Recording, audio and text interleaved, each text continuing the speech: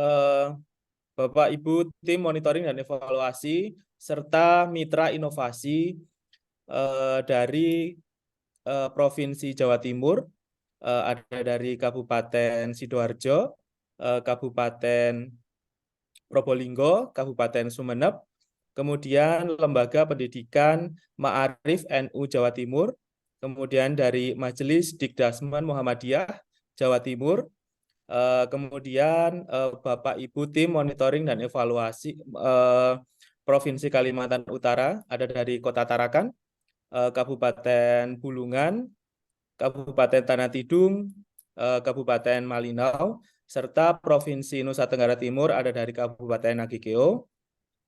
Kami ucapkan selamat datang di acara Kamis Ceria, Kamis Cerita Kita, yang pada minggu ini sudah memasuki edisi ke-14. Dan pada minggu ini akan mengangkat tema monitoring dan evaluasi implementasi kurikulum merdeka di jenjang SD, merupakan refleksi Kabupaten Sidoarjo.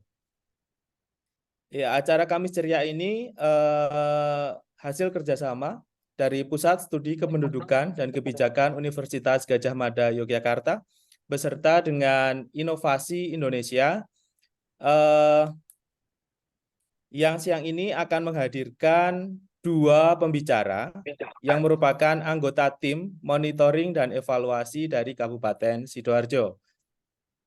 Yang pertama nanti akan memaparkan terkait kepemimpinan kepala sekolah dalam menerapkan kurikulum merdeka yang akan berfokus pada penguatan profil pelajar Pancasila. Ini akan dipaparkan oleh Ibu Nuning Rahmawati, SPD MPD. Beliau ini merupakan kepala sekolah dari SDN Klagen ya Bu ya. Ya ini. Kemudian nanti yang sesi kedua akan ada Bapak Ahmad Anwar, SPD MM MPD. Nanti akan berfokus pada strategi pembelajaran guru dalam kurikulum merdeka. Ini fokusnya tentang penguatan profil pelajar Pancasila. Untuk Bapak dan Ibu, langsung saja ini kita masuk ke paparan. Nanti mungkin Ibu Nuning sekitar kurang lebih nanti 30-45 menit Ibu nggih. Nanti untuk pemaparannya kami persilahkan.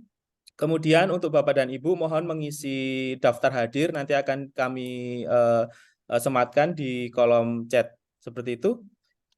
Monggo Ibu, langsung saja. Terima kasih Bapak Andi. Pak. Bapak Ibu Paparan dari sekalian, saya atau Assalamualaikum. dari Ibu nggih? Halo, Paparan gimana dari Bapak? saya atau Ibu mau paparkan sendiri? Ininya, Kalau slide-nya. jenengan enggak apa-apa. Oh, Oh saya siap, sendiri nggih. enggak apa-apa.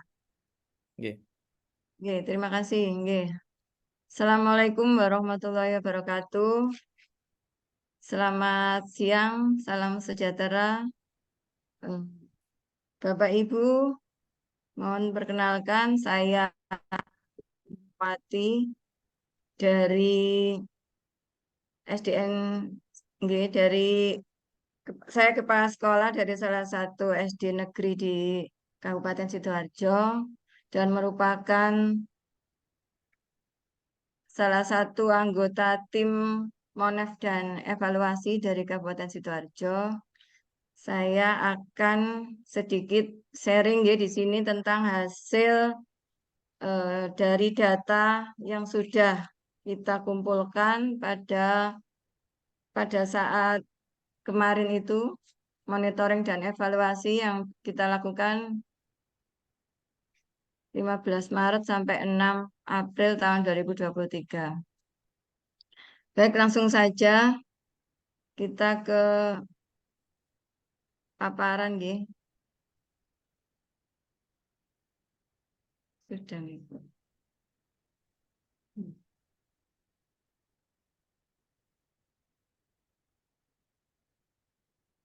Iya. Nggih.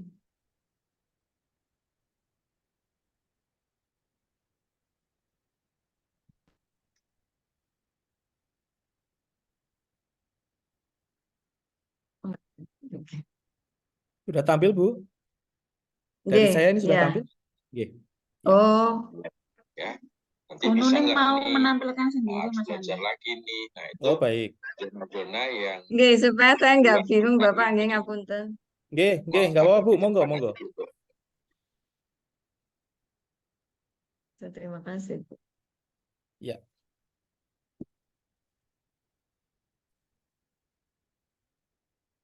Maaf, nggih. Tadi baik, saya mulai saja nggih dari slide pertama.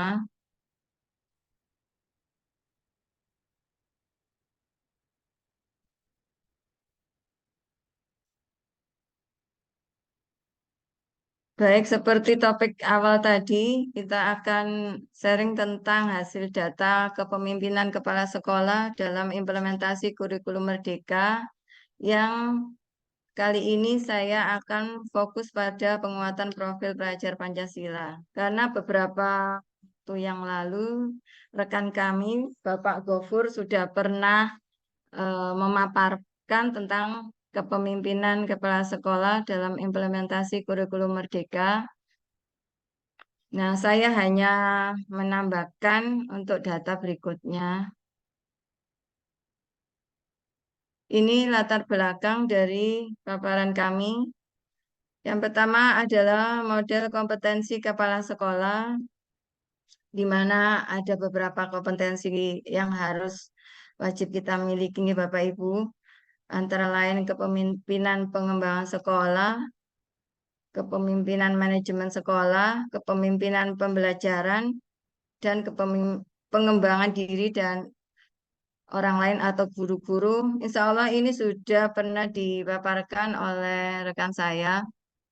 Kita lanjutkan. Yang kedua yaitu pengembangan KOSP, di mana dalam kurikulum Merdeka ini kita wajib menyusun KOSP sebagai acuan dalam program dan pembelajaran di satuan pendidikan kita yang meliputi tentang analisis karakter satuan pendidikan, perumusan visi misi dan tujuan sekolah, pengorganisasian pembelajaran, perencanaan pembelajaran, dan pendampingan evaluasi dan pengembangan profesional. Berikutnya tentang pengembangan penguatan profil pelajar Pancasila, yaitu tentang pemahaman P5, penyiapan ekosistem sekolah, desain P5, dokumentasi dan laporan hasil P5, evaluasi dan tindak lanjut P5. Lanjutnya tentang metode monitoring dan evaluasi yang sudah kami laksanakan beberapa bulan yang lalu, yaitu dengan metode kuantitatif dengan membagikan sebuah link atau link kuesioner lewat Google Form. Waktunya seperti yang sudah saya sampaikan tadi, kami melaksanakan sekitar pada bulan Maret tanggal 13 sampai tanggal 6 April tahun 2023.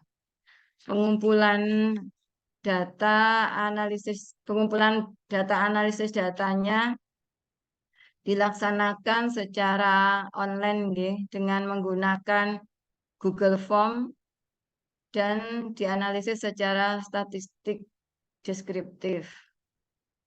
Respondennya terdiri dari Bapak Ibu Kepala Sekolah yang kurang lebih ada 549, terdiri dari 427 kepala sekolah definitif dan 122 guru perwakilan dari kepala sekolah. Karena eh, perlu Anda ketahui di Sidoarjo banyak sekali kepala sekolah yang dari pegawai negeri yang sudah purna tugas, sehingga banyak sekolah yang harus di PLT.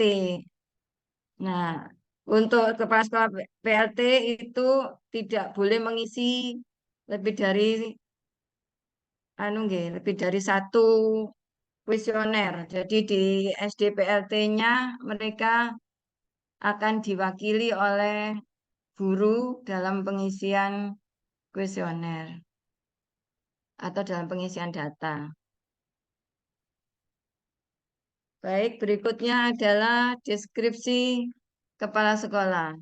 Di sini saya akan menjelaskan tentang persentase kepala sekolah menurut jenis kelamin. Dalam grafik tersebut, 64% adalah perempuan dan 36% laki-laki. Ini adalah yang terdapat di kabupaten kami, nggih. Saya juga tidak tahu kenapa kok banyak perempuannya daripada laki-lakinya yang tertarik untuk menjadi kepala sekolah. Tapi hasil di lapangan adalah lebih banyak perempuan yang menjadi kepala sekolah daripada laki-lakinya. Yang kedua, presentasi tingkat pendidikan kepala sekolah menurut jenis kelamin, di mana 0,1% lulusan SMA atau SLTA sederajat, nggih. 0,0 sampai 0,3 lulusan D3 atau sarjana muda keguruan. Di sini yang warna pink adalah jumlah dari responden laki-laki dan yang warna oranye adalah jumlah dari responden perempuan. Di mana kelulusan D4 atau S1 keguruan menjadi persentase tertinggi, baik dari SD swasta maupun SD negeri. Dan juga persentase untuk lulusan S2-nya juga lumayan baik, nggih, di wilayah Sidoarjo. Berikutnya adalah presentasi kepala sekolah menurut kelompok umur.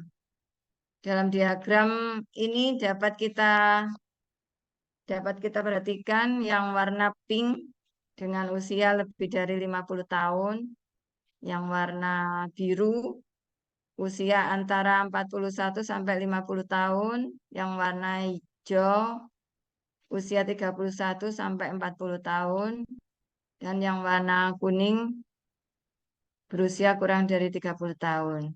Dari profil responden kepala sekolah, 64% perempuan dengan tingkat pendidikan terbanyak sarjana keguruan, dan kelompok usia terbanyak adalah usia lebih dari 50 tahun. Ini sudah banyak yang mendekati masa-masa purna tugas, nih, untuk yang SD negeri.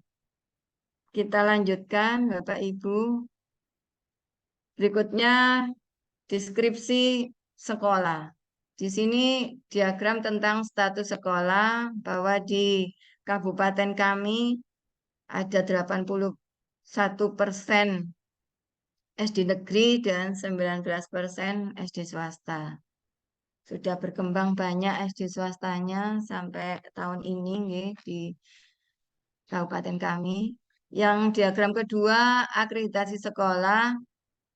Alhamdulillahnya di sini yang warna biru adalah akreditasi A dengan jumlah persentase 69%. Yang warna kuning akreditasi B persentasenya 27%. Yang putih akreditasi C ada 1%, nggih. Dan yang belum terakreditasi ada 3%. Alhamdulillah berarti pada umumnya kabupaten kami memiliki nilai akreditasi yang sangat bagus, yaitu A. Lanjut, diagram berikutnya presentasi tahap IKM menurut status sekolah yang terdiri dari 549 sekolah atau lembaga, di mana di sini ada mulai dari bawah, nggih, Prosentase tahap IKM yang ada di pilihan kemarin terkait PMM adalah ada 3 pilihan. Dengan pemilihan mandiri belajar, mandiri berubah, dan mandiri berbagi. Dalam presentase di diagram ini, mandiri belajar ada sekitar 120 lembaga, yang memilih mandiri berubah ada 396 lembaga, dan yang memilih mandiri berbagi ada 24 lembaga.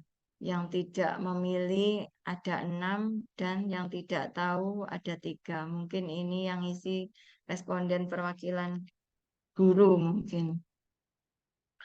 Dari 3 diagram ini dapat kami simpulkan bahwa 81% SD di Kabupaten Sidoarjo adalah SD negeri, dan adapun status akreditasi sekolah terbanyak adalah terakreditasi A, sedangkan untuk status IKM mayoritas kami pada tahap mandiri berubah yang didominasi oleh SD negeri. Namun pada tahap mandiri belajar dan berbagi SD swasta lebih tinggi, serta kurang dari 3% SD yang tidak memilih ataupun tidak mengetahui tahapan IKM. Kami lanjutkan, ya. Di sini ada temuan 1 tentang pengembangan kurikulum operasional satuan pendidikan atau KOSP. Yang akan kami paparkan adalah ketersediaan tim dan dokumen KOSP pada tiap-tiap lembaga. Di sini ada presentasi ketersediaan tim pengembang kurikulum dan dokumen KOSP menurut satu sekolah. Karena kemarin adalah tahun pertama bagi kami untuk mengikuti kurikulum Merdeka, selain dari sekolah yang menjadi sekolah penggerak. Jadi presentase tim pengembang KOSP yang negeri dengan warna pink dan swasta dengan warna orange. Untuk SD negeri, alhamdulillah sudah 98,65% dan SD swasta 96,19%. Dalam penyusunan KOSP, SD negeri 99,1%, SD swasta sudah 100%. Sehingga dapat kami simpulkan sebagian besar sekolah sudah membentuk tim penyusun KOSP dan sudah memiliki dokumen KOSP. Dan tidak ada perbedaan signifikan pada SD negeri maupun SD swasta di kabupaten kami.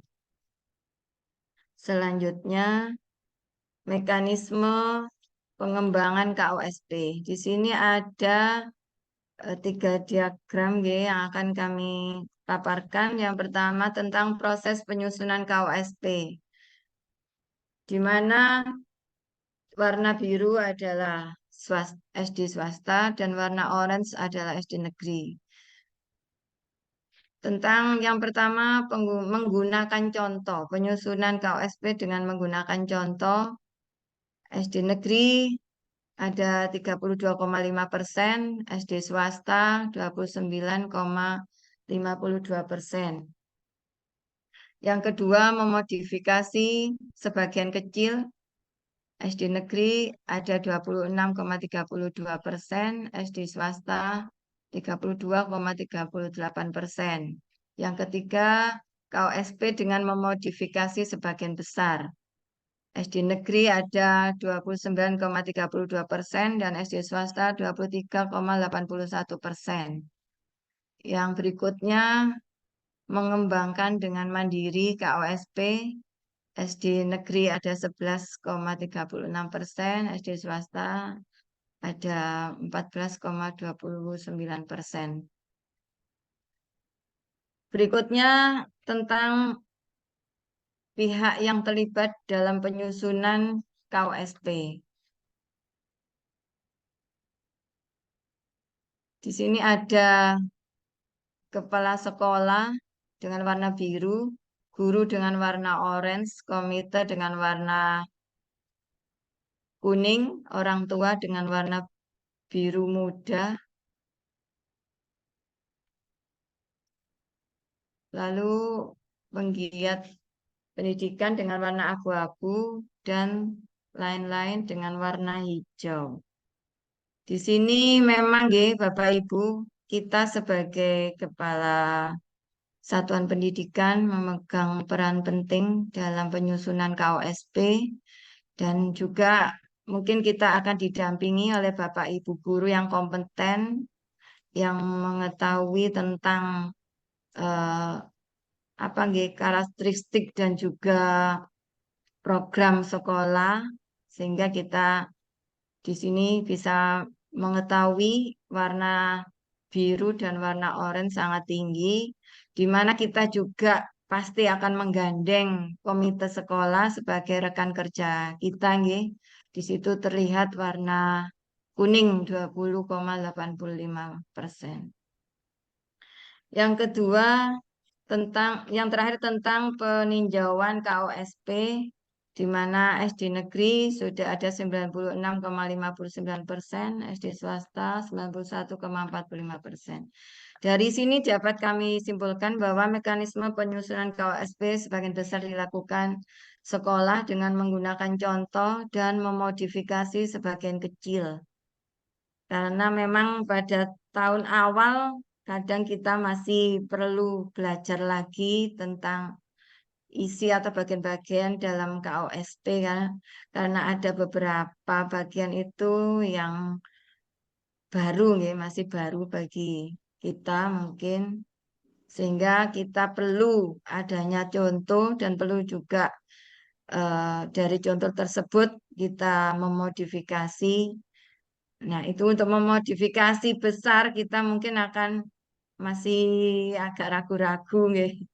Takutnya nanti dalam proses pelaksanaannya kurang maksimal sehingga kita mengadakan modifikasi sebagian kecil dan yang sesuai dengan karakteristik satuan pendidikan kita. Proses penyusunan sudah melibatkan berbagai unsur sekolah, diantaranya kepala sekolah, guru, komite sekolah, dan pengawas sekolah. Kemudian juga sebagian besar juga telah dilakukan peninjauan KOSP dan merevisinya. Kita lanjutkan. Prinsip pengembangan KOSP. Di sini prinsip pengembangan KOSP persentasenya yang warna kuning tidak sesuai, yang warna abu-abu cukup sesuai, yang warna merah sesuai, dan yang warna biru sangat sesuai. Mengacu pada kerangka dasar hukum, di situ warna biru mencapai angka yang paling tinggi 53,58%, dan untuk persentase tingkat pengembangan karakteristik keragaman dan kebutuhan satuan pendidikan warna biru berarti sangat sesuai, sudah bagus Terus tingkat kesesuaian menunjukkan kekhasan dari satuan pendidikan, warna biru menunjukkan yang paling tinggi 50,9%. Terus juga tentang penggunaan KOSP dengan bahasa yang mudah dipahami juga sudah menunjukkan persentase yang tinggi 60,55%. Dan orange juga menunjukkan kesesuaian 32,11%. Lanjutnya pengembangan KOSP yang berbasis data dan aktual juga kita warna biru menunjukkan angka sangat sesuai 53,76%. Dari sini dapat kita simpulkan sebagian besar KOSP telah sesuai dengan prinsip-prinsip pengembangan KOSP, namun tetap membutuhkan peningkatan khusus pada prinsip menunjukkan kekhasan, mengacu kerangka dasar dan berbasis data. Karena KOSP adalah dokumen hidup yang bersifat tetap, yaitu mengacu pada kerangka dasar hukum yang ditetapkan pemerintah dan bersifat fleksibel atau dinamis menyesuaikan kondisi lingkungan, artinya sesuai karakteristik dan kebutuhan satuan pendidikan masing-masing. Lanjutnya, kelengkapan komponen KOSP. Di sini Hasil presentasi kelengkapan komponen KUSP yaitu tentang analisis karakteristik satuan pendidikan 100%, visi misi dan tujuan sudah 100% juga, berarti sudah lengkap. Pengorganisasian pembelajaran juga 100%, perencanaan pembelajaran juga 100%, pendampingan, evaluasi, dan pengembangan profesional ada 99,82%, sehingga dapat kita simpulkan sebagian besar KUSP telah disusun lengkap sesuai dengan 5 komponen. Hanya terdapat satu sekolah yang belum melengkapi komponen pendampingan, evaluasi, dan pengembangan profesional. Lalu kelengkapan komponen bukan sebagai pemenuhan administrasi secara kuantitatif saja, namun perlu tetap diperhatikan kualitasnya, sehingga KUSP bisa disusun secara esensial yang memuat informasi dan data agar bisa menjadi pedoman bagi seluruh pelaksanaan kurikulum di sekolah tersebut. Kita lanjutkan. Temuan yang kedua yaitu penguatan profil pelajar Pancasila yang menjadi ciri khas dari kurikulum Merdeka nih Bapak Ibu, yaitu manajemen penguatan profil pelajar Pancasila. Di sini presentasi bentuk penerapan dalam mendukung penguatan profil pelajar Pancasila.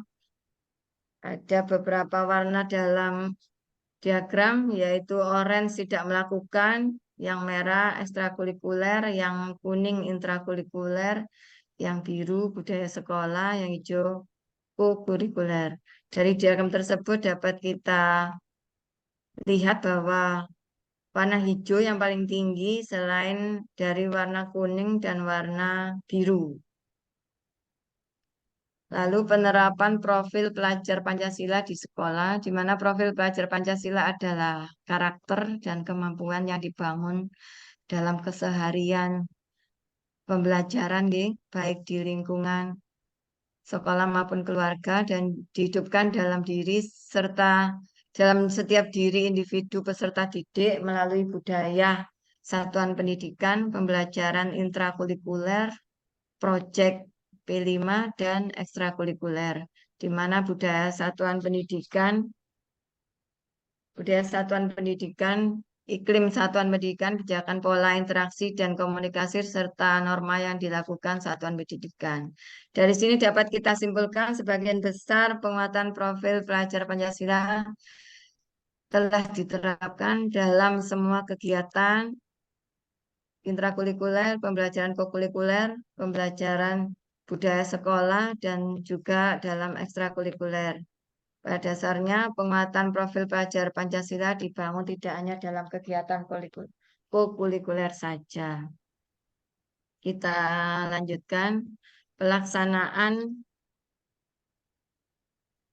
program penguatan profil pelajar Pancasila. Di sini dapat kita lihat dalam diagram, yaitu presentasi pelaksanaan proyek penguatan profil pelajar Pancasila yang diisi oleh 549 responden, di mana SD negeri ada 444 responden dan SD swasta 105 responden. Sebagian besar SD negeri sudah banyak yang melaksanakan proyek penguatan profil pelajar Pancasila sebagai sarana pencapaian profil pelajar Pancasila, diharapkan memberikan kesempatan bagi peserta didik untuk mempraktekkan dan menambah pengetahuan sebagai proyek penguat karakter sekaligus kesempatan untuk belajar mengenal lingkungan sekitar. Kita lanjutkan prinsip proyek penguatan profil pelajar Pancasila. Dalam diagram ini presentasi prinsip dalam pelaksanaan proyek penguatan pelajar Pancasila atau P5 ada 543 responden, di mana warna kuning selalu, warna abu-abu sering, warna orange kadang-kadang, warna biru tidak pernah. dari hasil ini untuk yang konstekstual dapat kita lihat nilai yang paling tinggi diagram warna kuning yaitu selalu. Berarti dalam pelaksanaannya SD di satuan pendidikan kita selalu melaksanakan dengan cara konstekstual.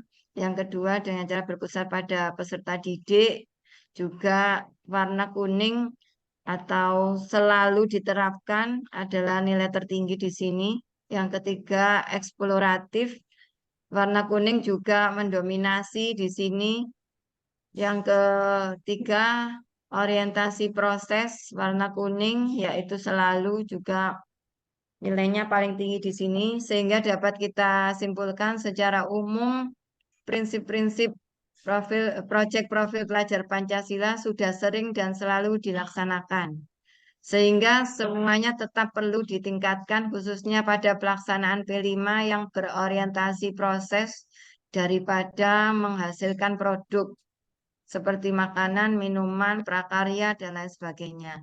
Karena skema pembelajaran P5 harus mampu mendorong peserta didik untuk menjadi subjek pembelajaran yang aktif, sehingga memberi pengalaman belajar yang nyata, bermakna, dan membuka ruang yang lebar bagi proses pengembangan diri dan inquiry.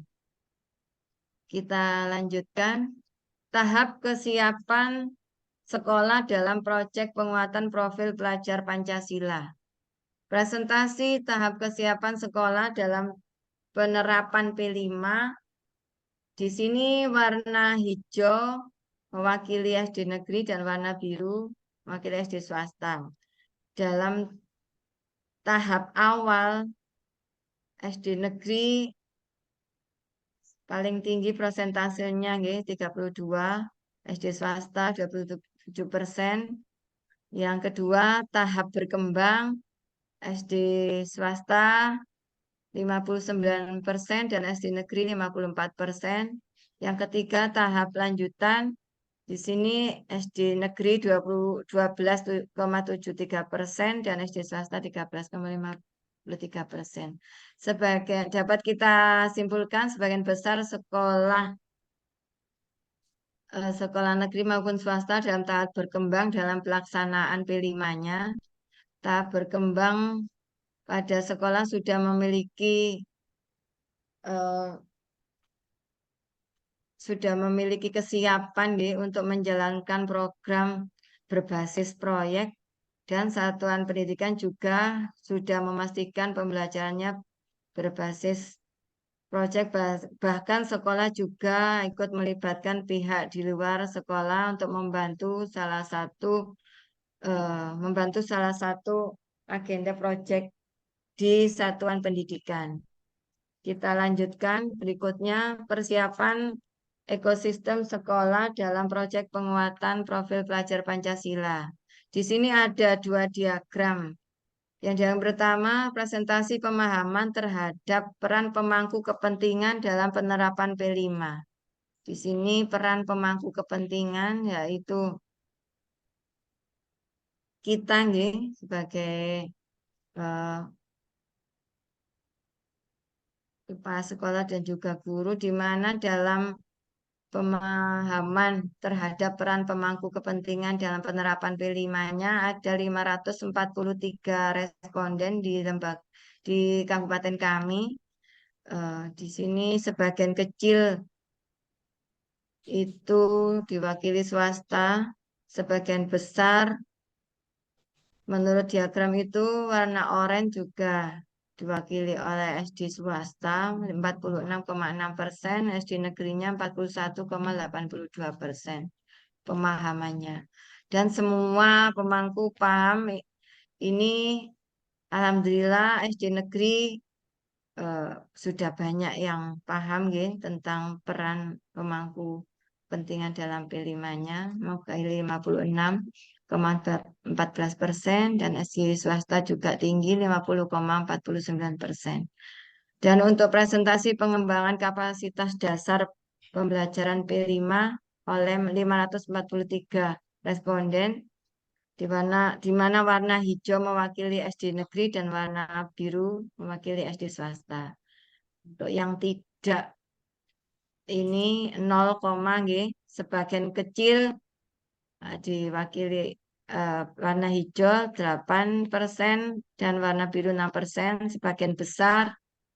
Jadi presentasi pengembangan kapasitas dasar pembelajaran sebagian besar warna biru memiliki angka nilai yang lebih tinggi, 55,34%, dan SD swasta lalu SD negerinya 45,91%. Dari sini dapat kita simpulkan persiapan ekosistem sekolah dalam pelaksanaan P5 diawali dengan keterbangunnya budaya sekolah yang terbuka dan senang mempelajari hal baru dan kolaboratif, ditunjukkan dengan capaian sekolah dari semua telah memahami peran masing-masing pemangku kepentingan dalam penerapan P5-nya dan juga telah memberikan kapasitas dasar tentang pembelajaran proyek pada sebagian besar pendidik. Kita lanjutkan. Ini ada beberapa foto kegiatan di lembaga kami, nggih. Ada foto praktek baik kami tentang di lembaga kami yang melaksanakan program Adiwiyata di situ. Terus juga ini gambar foto tentang kegiatan FGD maupun IHT dengan Bapak Ibu guru untuk setiap kali kita selesai melaksanakan program ataupun panen karya P5 kita. Dan ada juga ini gambar tentang pelaksanaan panen karya P5 kita yang ini yang semester 2, di mana kita ini di kelas 1 kita memakai tema kearifan lokal, memperkenalkan makanan tradisional yang ada di lingkungan sekitar kita. Itu foto-fotonya dan juga budaya cinta lingkungan, itu pada saat kita melaksanakan program Adiwiyata yang akan kita lanjutkan sebagai program sekolah keseharian kami di lembaga kami. Ini hanya sekilas sharing kami, nggih. Kita lanjutkan desain proyek pengembangan profil pelajar Pancasila. Di sini ada diagram presentase persiapan desain P5 yang dilakukan 593 responden, di mana warna orange mewakili SD swasta dan warna biru mewakili SD negeri. Di sini pembentukan tim P5 sudah banyak dilaksanakan, nggih. Terus penentuan tema juga kita sudah banyak melaksanakan penentuan tema 100% ini, nggih, SD swasta. Pengembangan topik juga kami sudah melaksanakan 96,76%, lembaga negeri melaksanakan, dan juga 91,26% lembaga swasta. Terus dalam pemetaan dimensi, elemen dan subelemen, SD negeri sudah melakukan 98%, dan SD swasta juga sudah melakukan dengan nilai 94%. Sehingga dari data ini dapat kami simpulkan bahwa sebagian besar desain pelaksanaan P5 telah dipersiapkan dengan baik oleh SD negeri maupun swasta di kabupaten kami, dengan sudah adanya pembentukan tim fasilitas P5 dan juga dengan sudah penentuannya tema-tema yang akan kami laksanakan dalam program P5 kami, dengan pengembangan topik yang spesifik dan pemetaan dimensi elemen dan subelemennya. Selanjutnya, desain P5 ini tetap harus dikembangkan sesuai dengan kebutuhan dan kondisi atau kesiapan satuan pendidikan, sehingga untuk kedepannya mungkin tema-temanya bisa kita ganti lagi sehingga anak-anak dalam pengalaman belajarnya lebih bervariasi lagi dalam pengembangan profil pelajar Pancasilanya. Kita lanjutkan pihak yang dilibatkan ya, dalam proyek penguatan profil pelajar Pancasila. Di sini ada diagram pihak yang memfasilitasi dan terlibat dalam pelaksanaan proyek penguatan profil pelajar Pancasila, yaitu warna biru kepala sekolah, untuk warna kuning pengawas, warna biru akademis atau praktisi, warna orange ada guru, dan warna biru muda komite sekolah atau orang tua, yang warna merah lain-lain, yang abu-abu siswa, yang warna hijau organisasi atau komunitas. Berdasarkan diagram tersebut dapat kita lihat bahwa 20,56% pihak yang wajib memfasilitasi dan wajib terlibat adalah Bapak dan Ibu guru kepala sekolah dan didampingi oleh Bapak Ibu guru pastinya yang akan terjun langsung dengan anak-anak, baik Bapak Ibu guru kelas maupun Bapak Ibu guru mapel ya. Lanjutnya siswa. Siswa ada di warna abu-abu itu pastinya siswa yang melaksanakan dan terlibat langsung dalam pelaksanaan proyek P5-nya. Yang berikutnya adalah komite.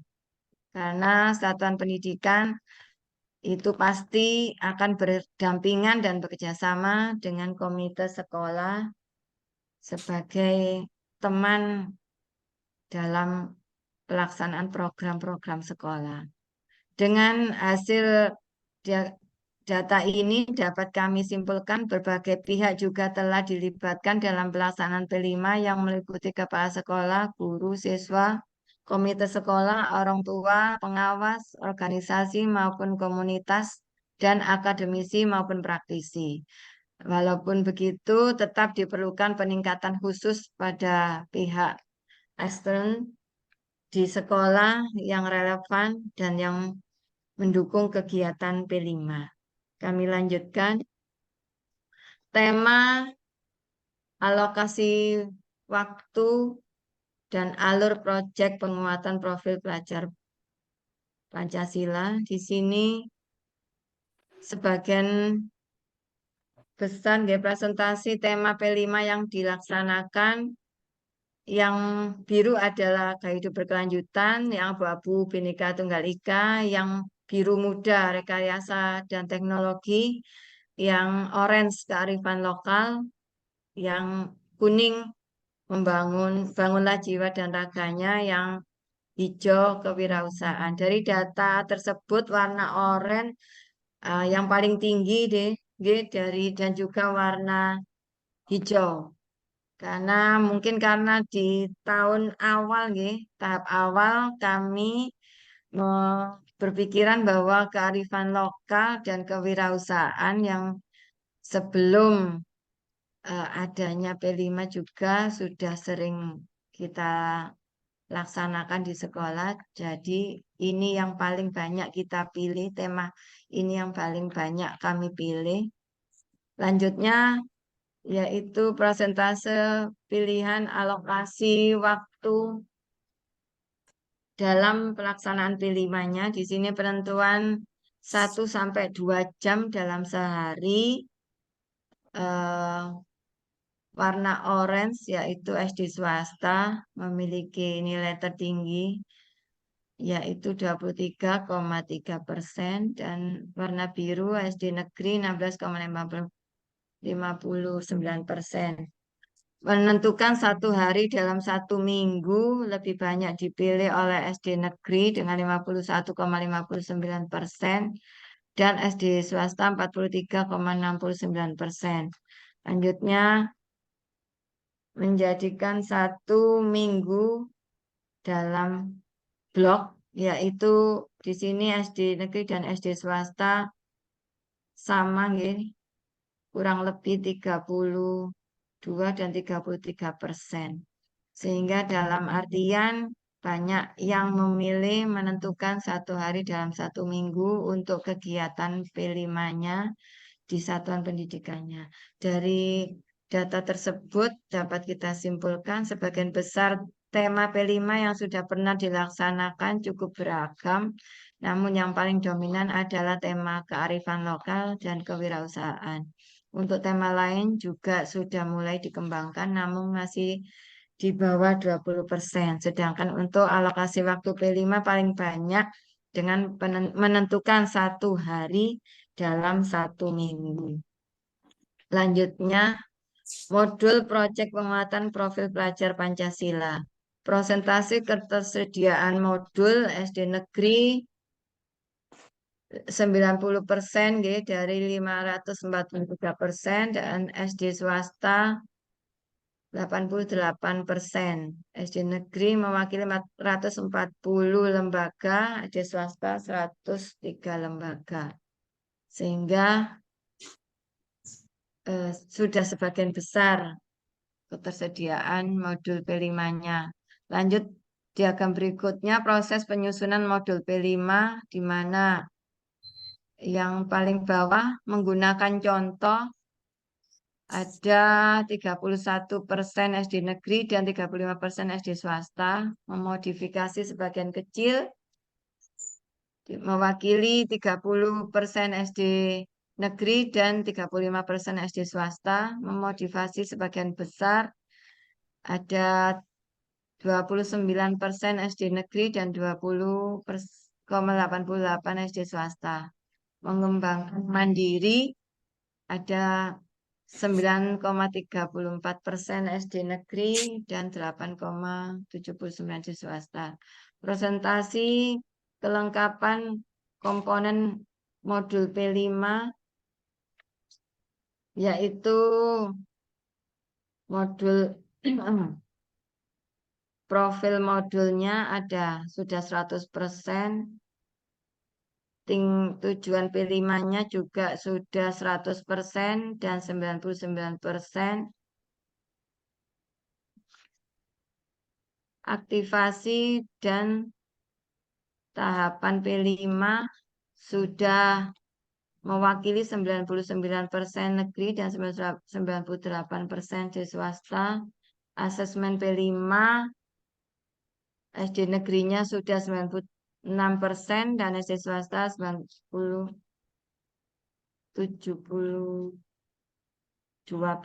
Di sini dari beberapa data ini dapat kami simpulkan bahwa sebagian besar sekolah memiliki modul P5, sudah memiliki modul P5 dan yang paling banyak disusun dengan menggunakan contoh dan memodifikasi sebagian kecil karena di tahap mandiri berubah.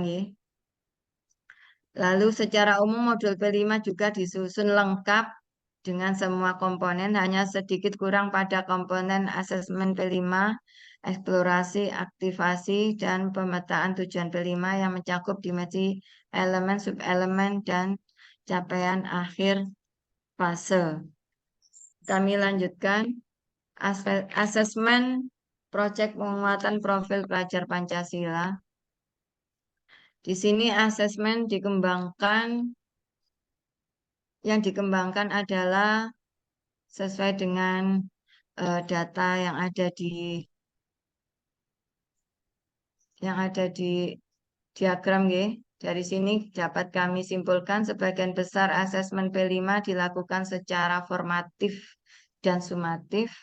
Penting untuk menyeimbangkan kedua jenis asesmen tersebut karena asesmen merupakan bagian penting dari pengembangan pembelajaran dalam P5 dan beberapa hal yang perlu diperhatikan dalam merancang asesmen P5 adalah keberagaman kondisi peserta didik dan kesesuaian metode asesmen. Yang kedua, tujuan pencapaian proyek profil. Yang ketiga, indikator pengembangan subelemen antar fase di awal proyek. Dan yang keempat, keterkaitan antara asesmen formatif awal maupun proses, dan asesmen sumatif, serta pelibatan peserta didik dalam semua proses asesmen.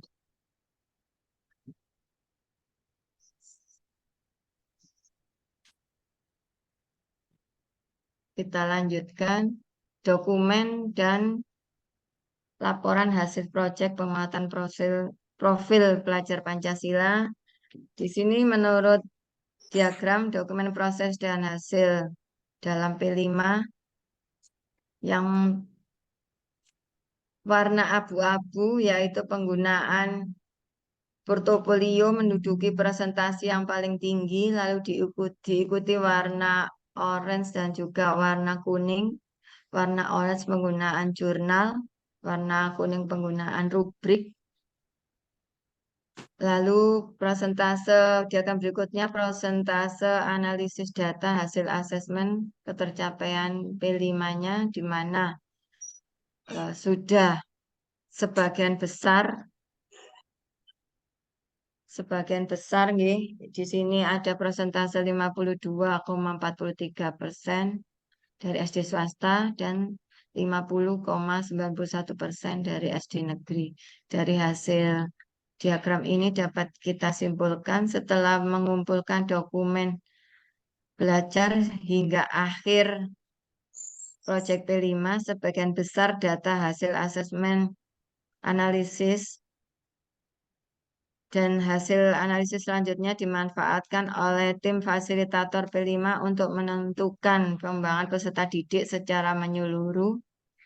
Serta pada proses selanjutnya, tim fasilitator perlu mengembangkan beragam strategi dengan penggunaan bentuk dan instrumen asesmen yang bervariasi.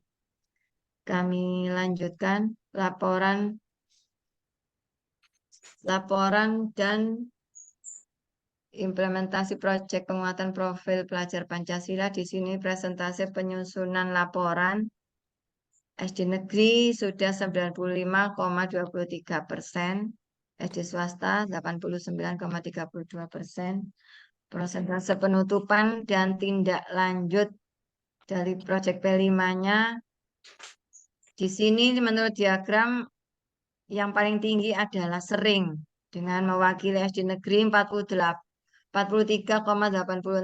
dan SD swasta 41,75%.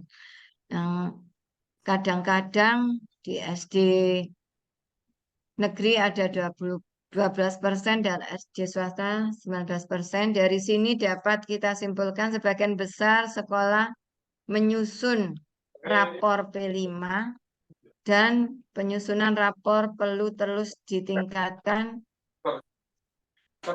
sehingga sebagian untuk pemenuhan administrasi namun menjadi laporan penilaian terhadap performa peserta didik dalam proses P5 dan fokus pada keterpaduan pembelajaran, pengembangan karakter, dan kolaborasi sesuai profil pelajar Pancasila. Berikutnya ini adalah beberapa foto tayangan di satuan pendidikan kami, di mana foto yang pertama itu adalah pelaksanaan proyek penguatan profil pelajar Pancasila pada lembaga kami. Di situ adalah membatik, kita mengambil tema kearifan lokal, batik sebagai salah satu tradisi atau budaya yang ada di lingkungan sekitar. Ada beberapa toko batik dan juga pengrajin batik di sekitar satuan pendidikan kami. Yang foto kedua adalah kewirausahaan, di mana itu di semester 2 kelas 4 nih kita ada tema kewirausahaan. Jadi anak-anak memanfaatkan kebun di greenhouse kami, yaitu kebun kunyit. Nah, anak-anak membuat produk jamu di situ dan lalu menjualnya ataupun mewirausahakan pada Bapak Ibu tamu dan juga Bapak Ibu wali murid. Untuk yang foto terakhir itu pelaksanaan panen karya, gelar karya untuk anak-anak kelas 1 yang mengambil tema Kebinekaan Tunggal Ika. Baik Bapak Ibu, mungkin itu paparan dari saya tentang kepemimpinan kepala sekolah dalam implementasi kurikulum Merdeka. Nggih. Di sini kami atau kita sebagai kepala sekolah, setiap kita berperan penting dalam perencanaan, pelaksanaan, dan evaluasi kurikulum operasional satuan pendidikan. Marilah kita sebagai kepala lembaga, kepala satuan pendidikan, mari kita berjalan bersama menuju tujuan yang mulia dengan menghantarkan peserta didik kita sesuai dengan bakat, minat, dan kebutuhannya menuju tercapainya profil pelajar Pancasila. Ini yang dapat kami sampaikan dalam program Kamis Ceria di edisi 14. Kami mewakili tim ME Kabupaten Sidoarjo. Kami mengucapkan terima kasih banyak dan mohon maaf bila banyak kekurangannya karena kami juga masih belajar dan belajar. Ini sekian dari kami. Terima kasih atas perhatiannya. Selamat siang. Assalamualaikum warahmatullahi wabarakatuh.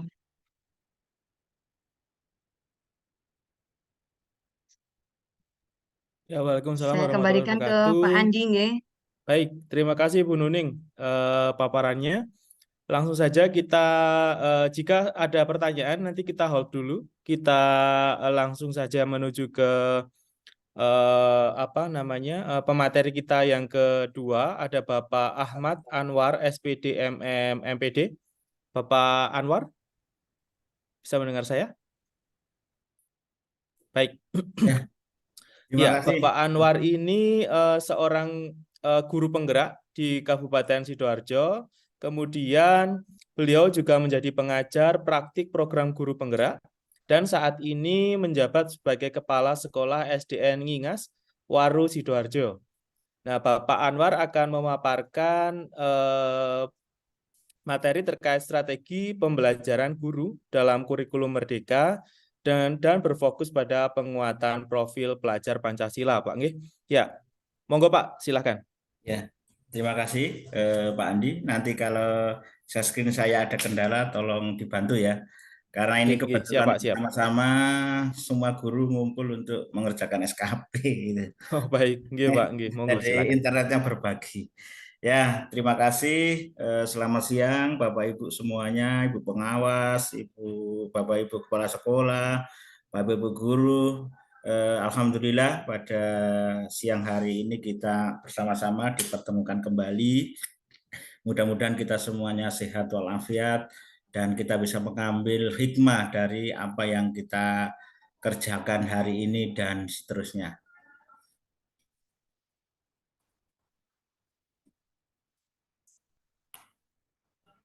Mohon izin untuk share screen. Sudah kelihatan Bapak Ibu? Halo. Analisis. Sudah Pak, sudah sambung. Kita dampingi sekolah itu bagaimana nih Belum capaian di untuk full tahun screen, slideshow, sudah Pak. Pak. Kebutuhan di Sampun? Ya, sampun, sudah Pak, sudah. Iya. Monggo. Baik, Bapak Ibu, saya kebagian strategi pembelajaran dalam kurikulum Merdeka penguatan profil pelajar Pancasila. Latar belakang Bapak Ibu, guru harus mempunyai 4 kompetensi ini. Kompetensi pedagogik, kompetensi kepribadian, kompetensi sosial, dan kompetensi profesional. Kendala yang ada hari ini Bapak Ibu, dengan pensiun dan purnanya Bapak Ibu guru yang sepuh-sepuh, yang dulu di SPG ya, SPG, PGA, kemudian sekarang muncul anak-anak baru yang P3K, yang ini menurut saya kompetensi sosialnya perlu ditingkatkan dan pedagogiknya juga perlu ditingkatkan. Kadang anak muda itu pandai, IT-nya bagus, tapi sosialnya yang kurang. Itu yang kita rasakan di lembaga-lembaga kami, mungkin di lembaga lain mboten. Kemudian prinsip pembelajaran dan asesmen Bapak Ibu, yaitu holistik, menyeluruh.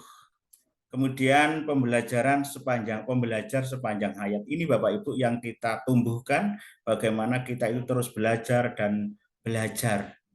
Karena menurut kalau kita hubungkan dengan hadis Rasulullah, utlubul imam minal mahdi ilal lahdi. Jadi kita itu harus belajar mulai dari kita dilahirkan sampai kita ke liang lahat. Jadi belajar sepanjang hayat. Kemudian yang ketiga adalah relevan sesuai konteks, lingkungan dan budaya peserta didik serta melibatkan orang tua dan komunitas sebagai mitra. Yaitu sesuai relevan, sesuai dengan konteks dan lingkungan budaya, kultur budaya yang ada di daerah situ. Mungkin daerah Sidoarjo dengan daerah Probolinggo dengan daerah mungkin berbeda kulturnya. Nah, ini yang harus kita ambil di lembaga-lembaga kita, bagaimana kultur daerah ini harus kita tingkatkan dan kita sinergikan di sekolah kita. Karena banyak hal kultur-kultur yang baik yang sekarang itu dengan adanya globalisasi, dengan adanya itu sedikit terganggu. Maka kita sebagai seorang guru, sebagai seorang kepala sekolah, pengawas, kultur yang ada harus kita pertahankan dan terus kita kembangkan. Bermakna dan menyenangkan. Bapak Ibu, pembelajaran itu bukan hanya sekedar pengetahuan, tapi bagaimana pembelajaran yang baik itu bermakna dan menyenangkan. Bermakna artinya apa? Menjadi pembelajaran bahwa itu adalah hal yang baik yang harus kita tingkatkan. Menyenangkan, jangan sampai pembelajaran itu menakutkan. Kan seperti itu Bapak Ibu. Bagaimana kita harus memberikan pembelajaran yang bermakna dan menyenangkan sehingga anak tidak takut untuk sekolah, sehingga anak tidak takut untuk hadir di sekolah, baik pada gurunya maupun di lingkungan sekolah. Selanjutnya yaitu berorientasi masa depan dan berkelanjutan. Bagaimana pembelajaran ini akan menjadi satu impian yang akan dilanjutkan di kemudian hari. Jadi hal-hal yang baik. Jadi berorientasi pada masa depan dan berkelanjutan. Karena pendidikan ini bukan hanya sekedar pengetahuan, tapi keterampilan anak juga harus ditanamkan, dikembangkan sehingga nanti ketika di usia tuanya dia bisa mengambil itu semua untuk kehidupan sehari-harinya. Kemudian Bapak Ibu, metode monitoring dan evaluasi. Metode yang kami ambil metode kuantitatif dengan kuesioner melalui Google Form, yaitu pada tanggal 13 Maret sampai 6 April 2023. Kemudian setelah itu kita lihat ada 1097 responden dari guru kelas 1 dan kelas 4. Kenapa kita pakai kelas 1 dan kelas 4? Karena di Sidoarjo yang menggunakan kurikulum Merdeka waktu itu adalah kelas 1 dan kelas 4. Baru sekarang masuk di kelas 2 dan kelas 5. Metode analisis statistik deskriptif. Kemudian Bapak Ibu, dari karakteristik responden Bapak Ibu, persentase guru menurut status sekolah. Nah, di Sidoarjo ini banyak sekolah negeri dan swasta. Swasta 19%, negeri 81%, tidak ada separuhnya ya. Persentase guru menurut jenis kelamin. Laki-laki nah hanya 10%. Hampir semua guru 90% itu guru perempuan, dan ini yang terjadi di sekolahan saja. Saya itu ada 20 guru dengan saya. Nah, ini yang perempuan yang lebih banyak. Guru laki-lakinya itu hanya 6 orang.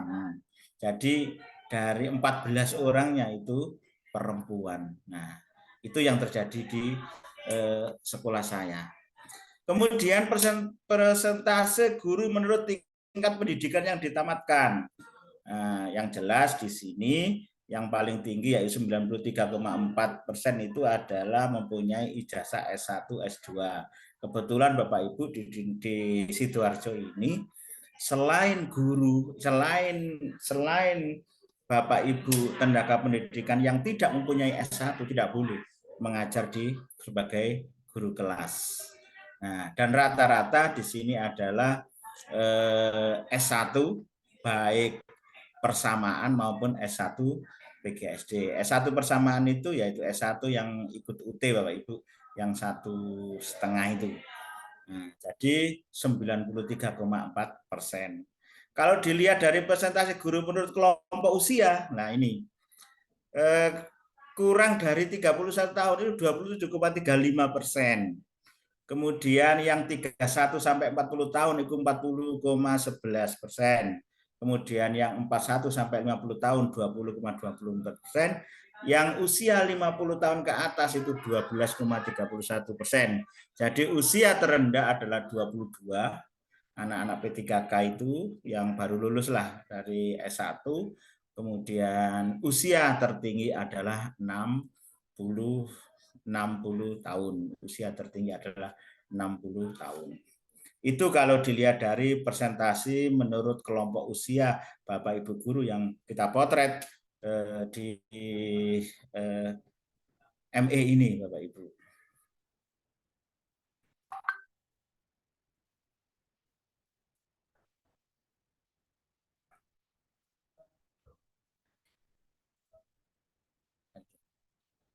Bapak Ibu, kemudian agak sedikit hang. Kemudian pengetahuan tentang IKM, Bapak Ibu. Tingkat pengetahuan IKM 98,63% responden guru sudah pernah mendapatkan sosialisasi tentang IKM yang didapatkan dari berbagai sumber seperti Dinas Pendidikan, kemudian PMM, Kemdikbud, kepala sekolah, pengawas, dan sesama guru. Nah, ya di KKG juga. Jadi ini yang paling tinggi presentasi guru tak menerima sosialisasi IKM menurut status sekolah swasta 18%, negeri 82%. Karena kalau di swasta itu biasanya itu kalau keluar KKG, keluar itu dibatasi Bapak Ibu ya. Lain kalau di negeri ada surat tugas dari dinas langsung berangkat, tapi kalau di swasta yayasan yang tidak membolehkan ya tidak berangkat. Itu Bapak Ibu yang kami hormati.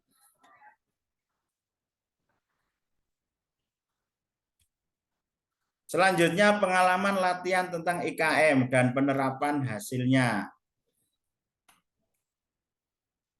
Universitas guru mengikuti pelatihan workshop BIMTEK tentang IKM. Nah, Bapak Ibu di sini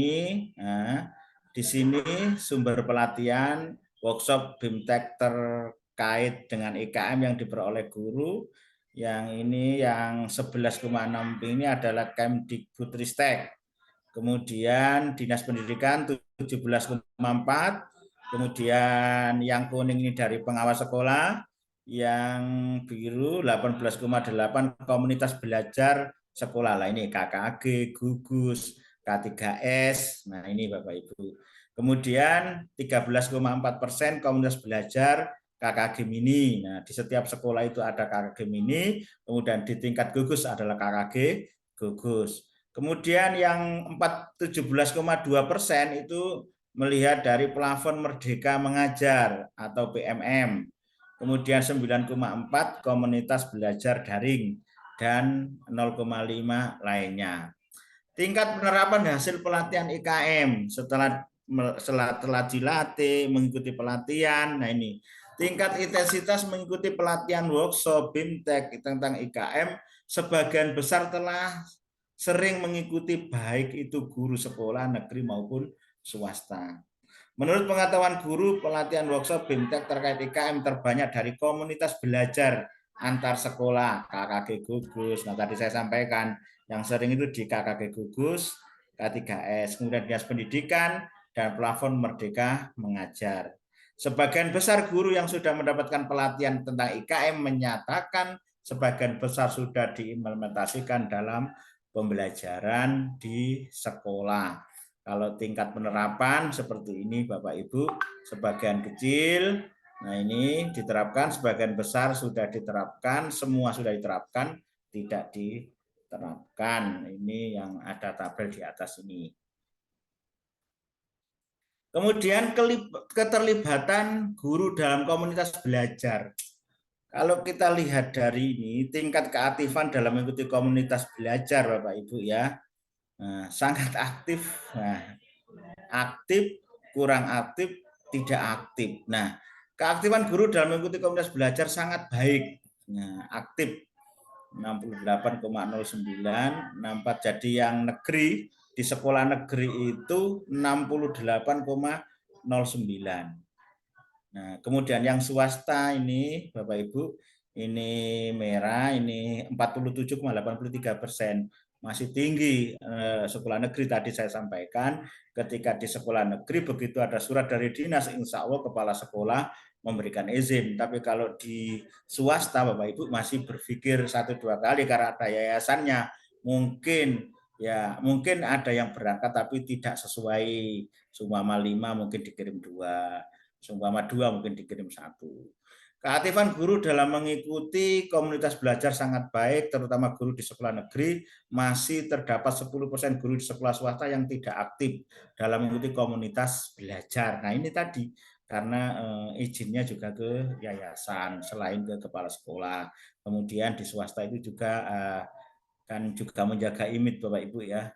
Kalau sekolahnya bayarnya larang, kemudian anaknya ditinggal atau diliburkan terus, ya mendapat komplain dari wali murid. KKG atau komunitas belajar antara sekolah merupakan komunitas belajar yang paling banyak diikuti, KKG. Kalau di tempat saya ada KKG gugus, ada KKG mini yang ada di sekolah. Biasanya kalau KKG di sekolah itu kita laksanakan 2 bulan sekali.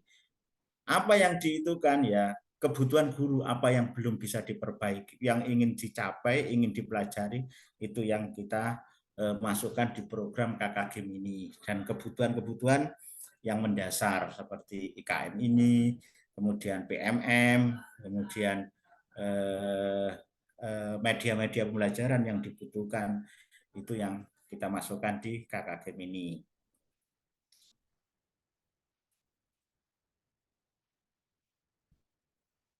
Kendala mendapatkan pengetahuan Bapak Ibu, 69,92%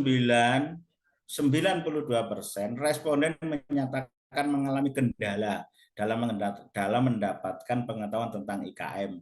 Paling banyak disebabkan karena kurangnya pemanfaatan PMM. Ya memang ini perbedaannya ya Bapak Ibu ya. Kalau dulu saya itu menjadi narasumber IN kurikulum 2013, sebelum pelaksanaan kurikulum ini kita didiklat.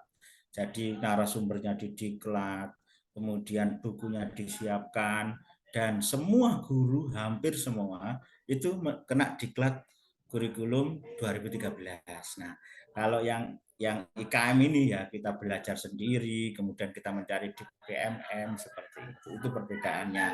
Sehingga ketika dulu diklat kurikulum 2013 sangat masif sekali karena semuanya hampir kena, satu guru itu hampir kena 6 hari untuk diklat kurikulum 2013. Dan kurikulum merdeka ini kita harus mencari sendiri, kemudian mencari info sendiri, mencari di PMM seperti itu. Jenis kendala yang menyebabkan guru sulit mendapatkan pengetahuan tentang IKM. 20,3% kurangnya penguasaan TIK. Nah ini mungkin mohon maaf guru-guru yang sudah tua, yang 2 tahun lagi akan pensiun, yang 1 tahun lagi akan pensiun, ini sangat sulit untuk meningkatkan apa ya Bapak Ibu ya, meningkatkan pengetahuan tentang TIK itu sulit karena mau pensiun. Jadi ini harus perlu bimbingan teman-teman yang lain. Kemudian 28,4% terbatasnya akses informasi pelatihan IKM, terbatasnya akses itu 28,4. Kemudian 11,0% terbatasnya layanan internet. Kalau ya ini daerah tidak sama, daerah Sidoarjo, kemudian daerah Sumeneb atau daerah, tapi hampir semua sekarang sudah masuk untuk internet. Jadi mungkin ada kendala-kendala yang di pinggir gunung atau yang bagaimana, atau mungkin lebih baik di dataran tinggi mungkin ya. Itu jadi kalau di sini di Sidoarjo ini 11,0% terbatasnya layanan jaringan internet. Karena di Sidoarjo sendiri itu ada pulau yang itu yang terpisah dengan Sidoarjo, yang harus naik kapal atau perahu untuk menuju ke pulau tersebut, yaitu kepentingan seperti itu. Kurangnya pemanfaatan PMM 39,9%. Nah ini Bapak Ibu, walaupun guru kita itu mempunyai HP, kadang-kadang ada yang malas membuka PMM dan terpotret di sini. Jadi kendalanya adalah untuk 39,9% kurangnya pemanfaatan PMM. Ini Bapak Ibu kebetulan kami juga mengisi IKM di MI, di SD, sesuai permintaan sekolah dan gugus KKG, workshop tentang IKM. Kemudian perencanaan pembelajaran dan asesmen, tingkat pengetahuan guru tentang capaian pembelajaran, nah, CP, capaian pembelajaran. CP kan disiapkan oleh pemerintah, Bapak Ibu guru tidak perlu membuat karena CP sudah dibuatkan, hanya sifatnya gelondongan CP ini. Harus di breakdown dulu ke TP, dan ini juga tidak mudah juga bagi Bapak Ibu guru yang selama ini KI, KD sudah dibuatkan oleh pemerintah, tinggal tinggal mengembangkan saja. Nah, sekarang itu CP, capaian pembelajaran, untuk ketujuan pembelajaran itu perlu guru membreakdown. Tingkat pengetahuan guru tentang capaian pembelajaran sangat baik. Di sini Bapak Ibu, tingkat pengetahuan guru tentang capaian pembelajaran, mengetahui semua capaian pembelajaran 32,81% itu di SD negeri. Kemudian 31,88% di swasta. Kemudian ini yang hijau ini totalnya. Kemudian mengetahui sebagian. Nah, kalau tadi kan semua Bapak Ibu. Tadi mengetahui semua capaian pembelajaran. Yang kedua ini mengetahui sebagian besar capaian pembelajaran. Ini di SD negeri itu 55,73%. Kemudian di swasta 49,76%. Totalnya 54,60%. Kemudian mengetahui sebagian kecil capaian pembelajaran. Nah, di SD negeri itu 11,35%. Kemudian di swasta 18,36%, total 12,67%. Tidak mengetahui capaian pembelajaran 0,11 untuk SD negeri. Nah, malah yang swasta 0,00. Nah, Bapak Ibu ini tidak mengetahui capaian pembelajaran. Intensitas guru dalam melakukan analisis capaian pembelajaran, intensitas, seringnya. Nah, itu menganalisis semua capaian pembelajaran di SD negeri 22,38%. Nah, malah yang tertinggi itu di swasta 30,43%. Nah, karena mungkin tuntutan ya, tuntutan dari yayasannya, gurunya dan wali muridnya mungkin. 23,91% ini totalnya. Kemudian menganalisis sebagian besar. Nah, itu tadi kan menganalisis semua capaian. Kalau ini menganalisis sebagian besar capaian pembelajaran di SD negeri itu 60,63%. Kemudian di swasta 52,70%, total 59,63%. Menganalisis sebagian kecil. Jadi yang pertama semua, yang kedua sebagian besar, yang ketiga menganalisis sebagian kecil capaian pembelajaran di SD negeri 16,54%, kemudian di swasta 16,43%, total 16,51%. Tidak menganalisa capaian pembelajaran 0,45 di SD negeri. Kemudian di swasta 0,97, kemudian totalnya 0,15%. Bisa saya garis bawahi, tingkat pengetahuan guru tentang capaian pembelajaran sangat baik. Dan ini tercermin pula pada intensitas mereka dalam melakukan analisis capaian pembelajaran untuk mendalami kompetensi konten dan kunci penting dalam capaian pembelajaran. Ini Bapak Ibu, jadi mendalami kompetensi untuk tujuan pembelajaran itu kan ada Sekarang kalau kurikulum merdeka itu ada konten, ada kompetensi. Kalau yang awal-awal itu konten, kompetensi, variasi. Nah, sekarang konten dan kompetensi itu.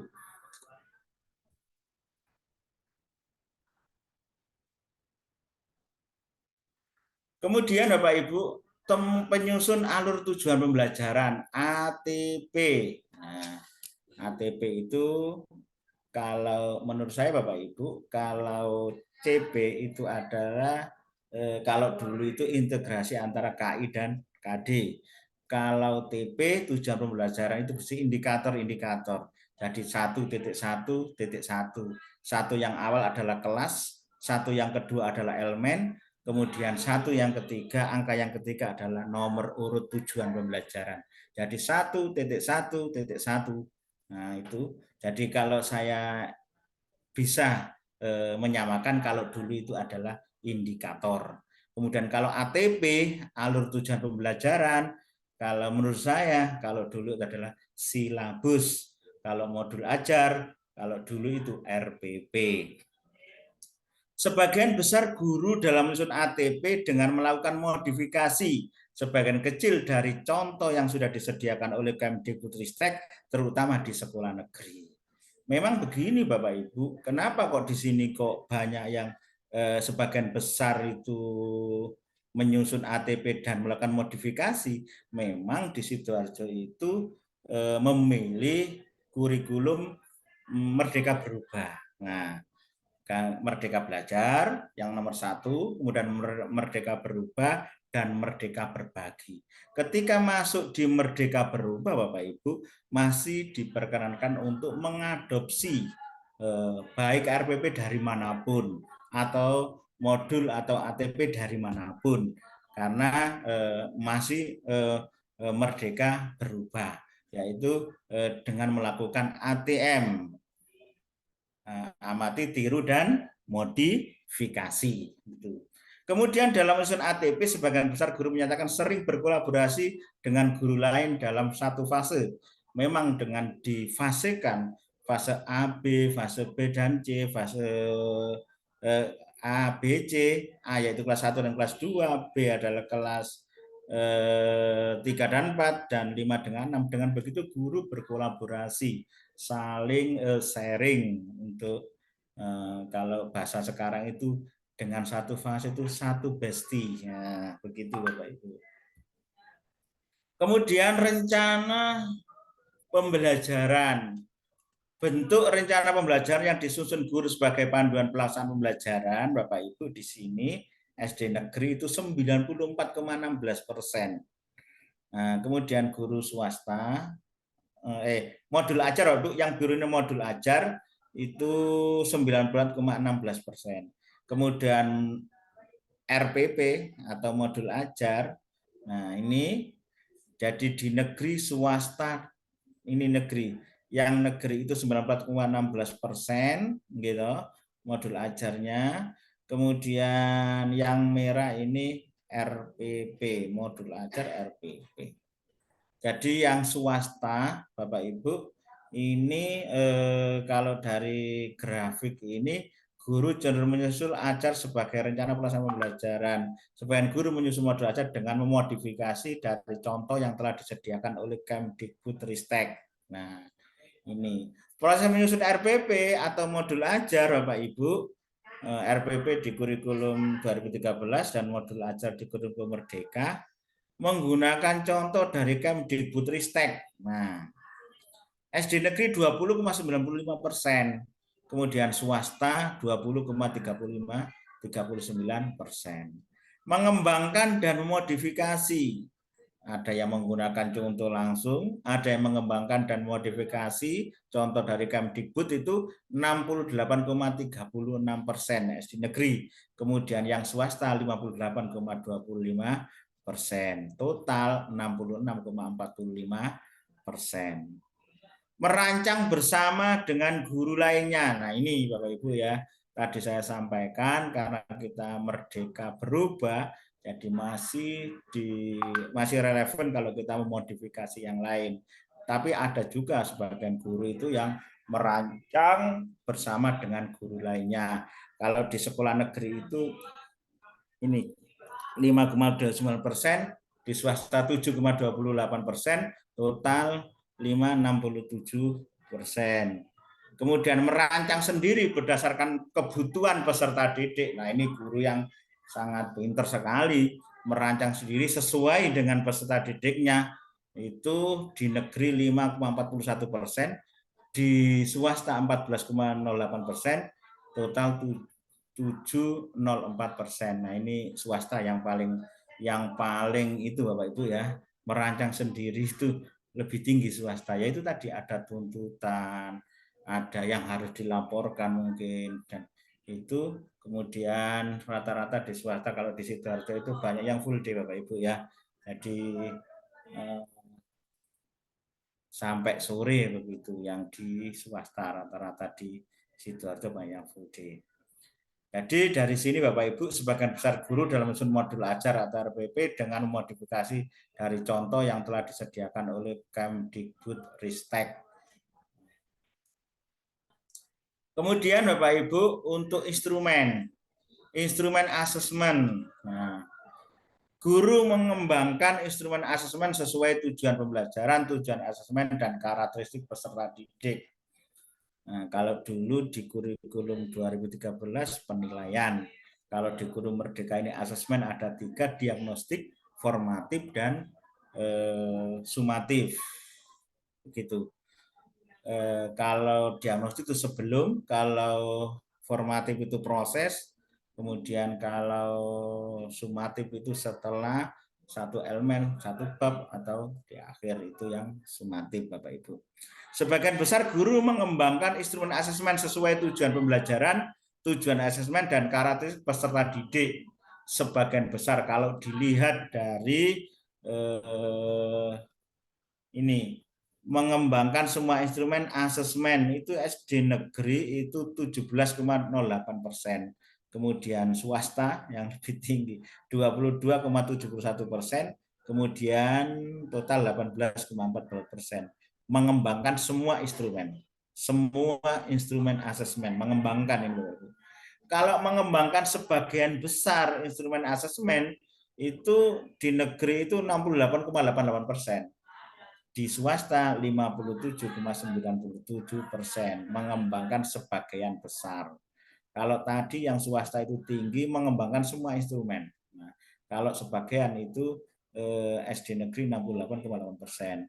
Mengembangkan sebagian kecil. Nah, di negeri itu 13,63%, di swasta 18,84%.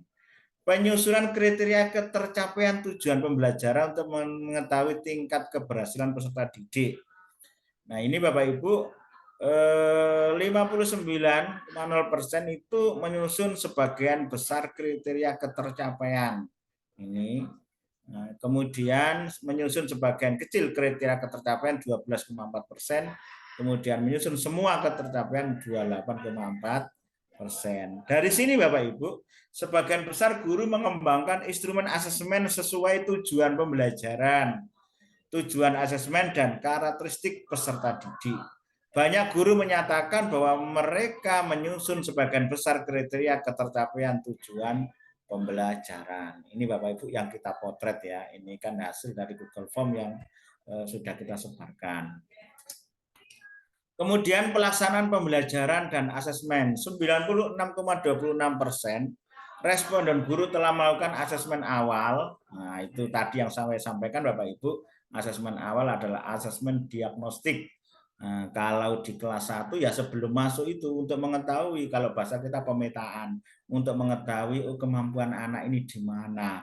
Maksudnya kemampuan baik kognitif maupun non kognitif. Kalau di kelas 2 seumpama ya setelah dia naik sebelum masuk kelas 2 itu ada asesmen, itu bisa dilihat dari mana? 1, bisa dilihat dari rapot, hasil rapot. 2, bisa ditanyakan kepada guru yang sebelumnya. Jenis asesmen awal oleh guru untuk mengidentifikasi minat dan kesiapan siswa, Bapak Ibu, di SD negeri. Ini asesmen kognitif, ada asesmen non kognitif. Nah, ini 32,0%. Kemudian 11,8% asesmen non kognitif. Rata-rata ya ini yang tertinggi masih di asesmen kognitif Bapak Ibu ya.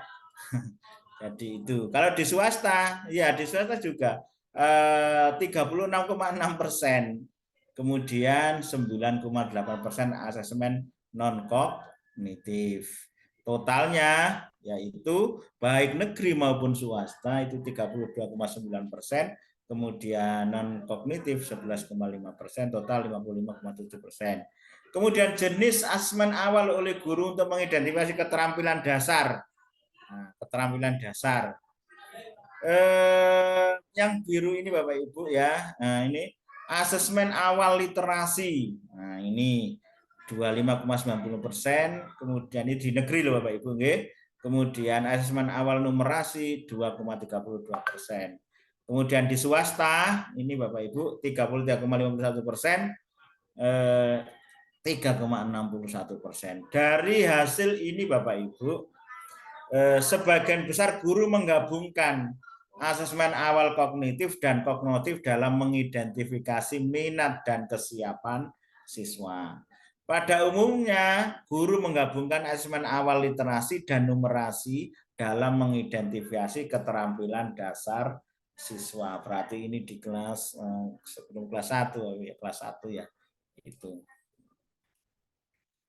Kemudian yang ketujuh adalah pelaksanaan pembelajaran dan asesmen. 87,72% responden guru melaksanakan pengelompokan kemampuan belajar peserta didik berdasarkan hasil asesmen awal. Ini dari pemotretan kami Bapak Ibu ya.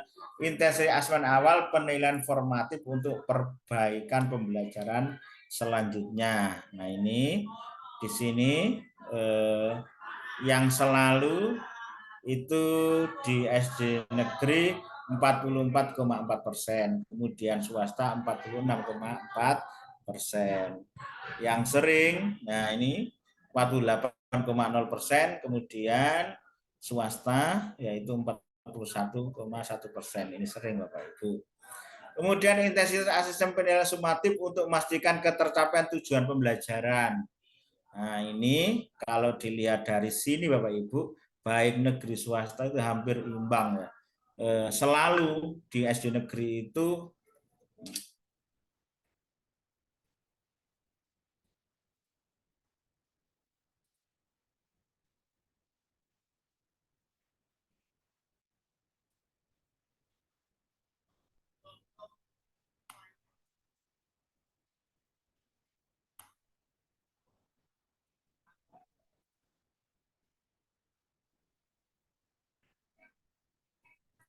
ya.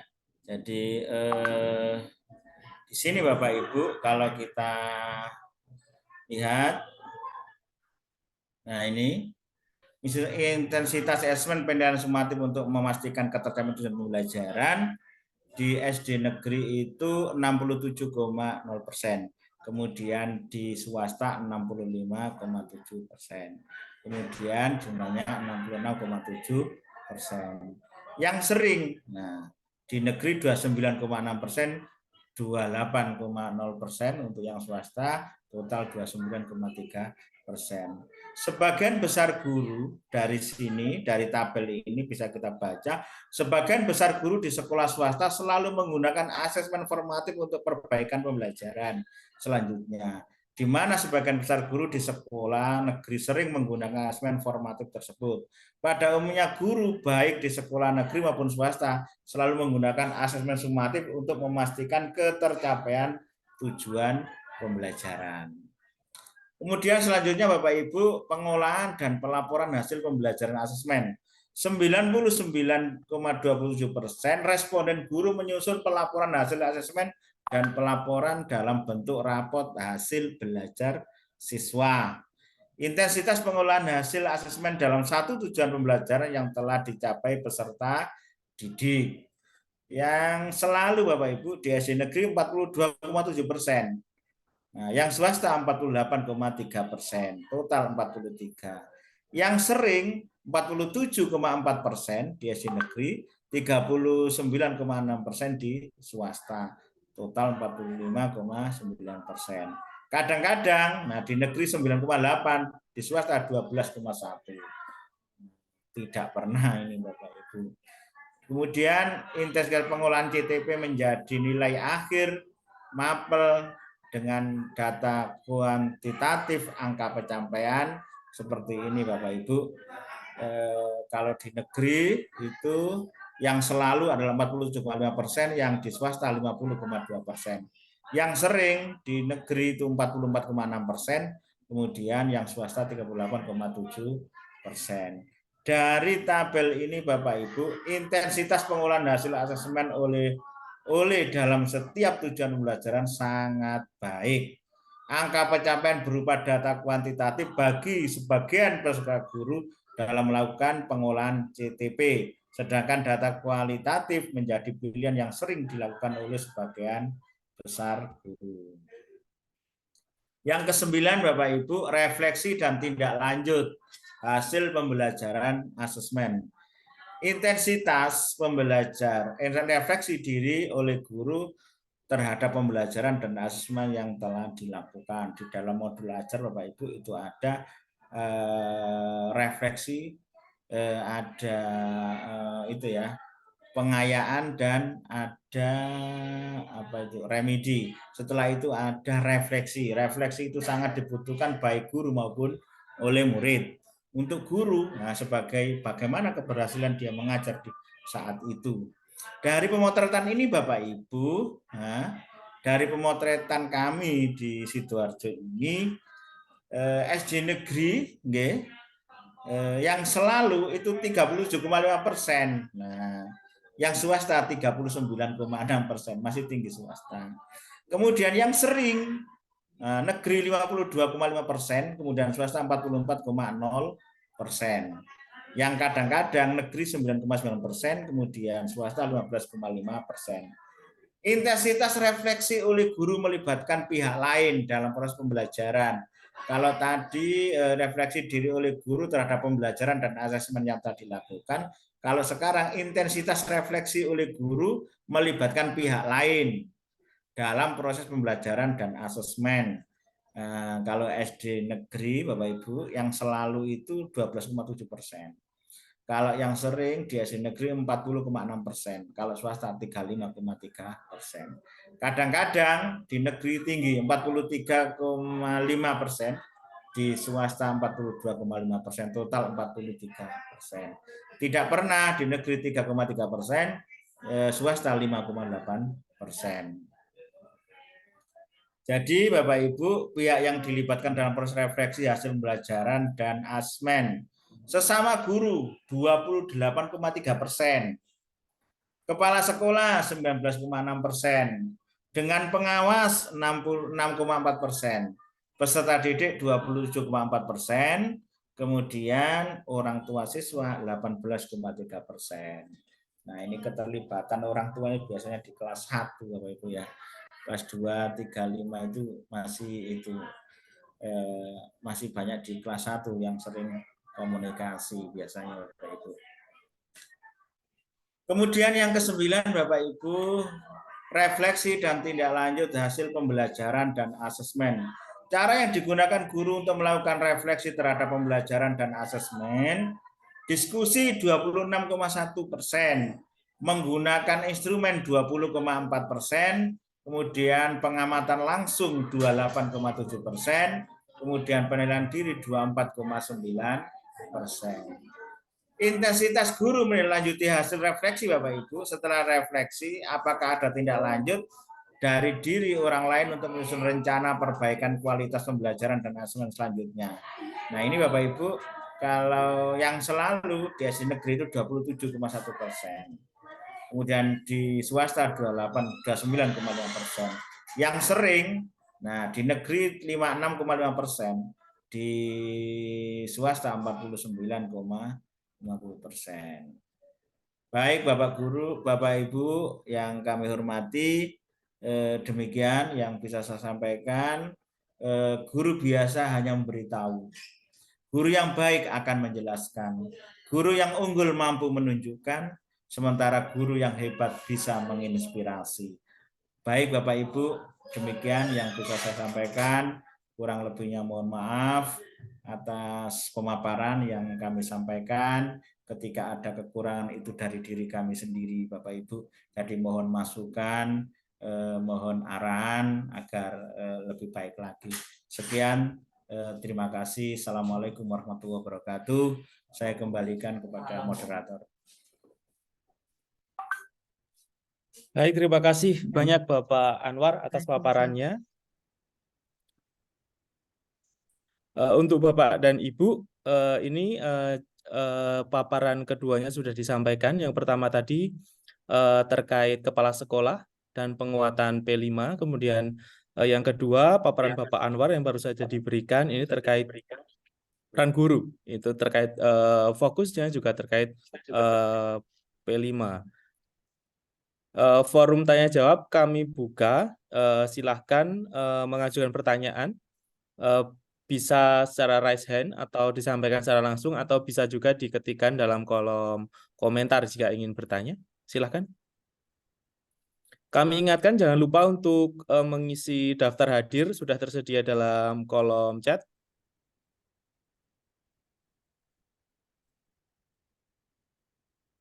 Apakah ada Bapak dan Ibu?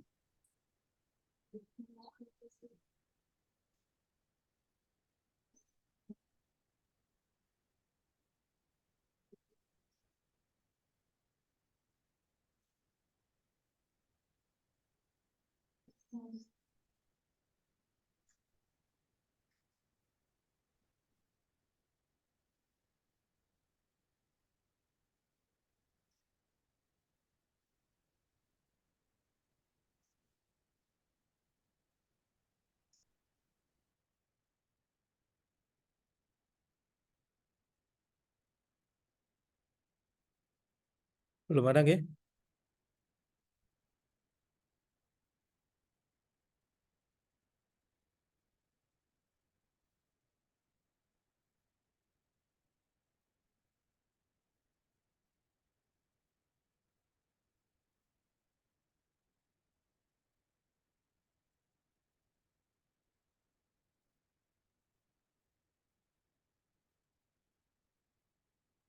Atau sudah cukup, sudah jelas terkait paparan dari kedua pemateri?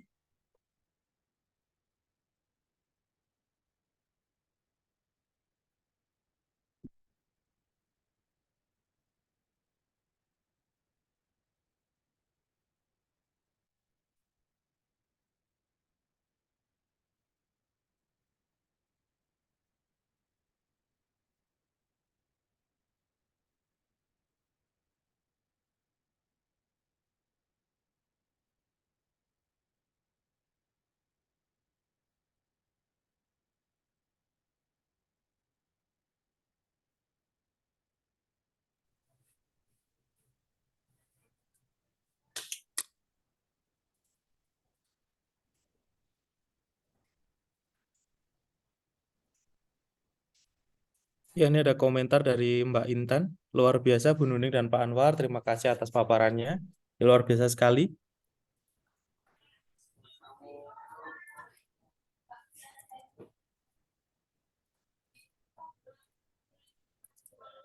Tidak ada pertanyaan ini, ya? Atau mungkin dari Mbak Tias atau Mas Jeffrey sebagai peneliti dari PSKK UGM ingin memberikan tanggapan mungkin, Mas dan Mbak, monggo.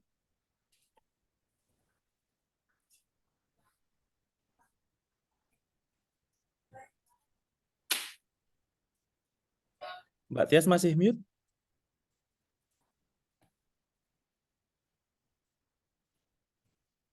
Oh, masih mute ya. G. Maaf, Monggo yang Mbak Tias. ya, terima kasih untuk Ibu Bapak yang dari Sidoarjo ya yang sudah